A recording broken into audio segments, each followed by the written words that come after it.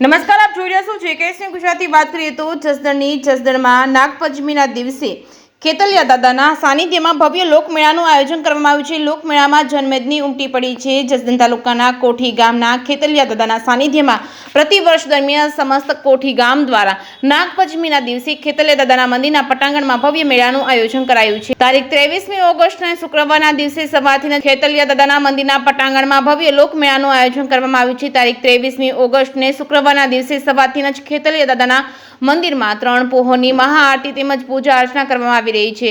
જસદણ પંથકમાં નાગપંચમીના દિવસે લોકમેળો યોજાયો હતો. ખેતલિયા દાદાના દર્શનાર્થીઓ દર્શન કરવા માટે ખૂબ મોટી સંખ્યામાં દર્શનાર્થીઓ દર્શન કરવા આવ્યા હતા. જસદણ તાલુકાના કોઠી ગામ જસદણથી 8 કિમી દૂર આવેલું છે. કહેવામાં આવે છે કે પહેલા નદીના તટ પર એક નાની એવી ડેરી હતી, પછી મંદિરનું નિર્માણ કરવામાં આવ્યું છે. આજ સુધીમાં 3 વખત મંદિરનું નિર્માણ કરવામાં આવ્યું છે. કોઠી ગામના ખેતલિયા દાદાના પૂજારી દિલીપ બાપુ ગોંડલિયા દ્વારા લોકોને લોકમેળાનું આમંત્રણ આપવામાં આવ્યું હતું. સાંજે સંતવાણીનું ભવ્ય આયોજન કરાયું છે. જેકેએસની ગુજરાતી સાથે કરશન બામટા, આટકોટ.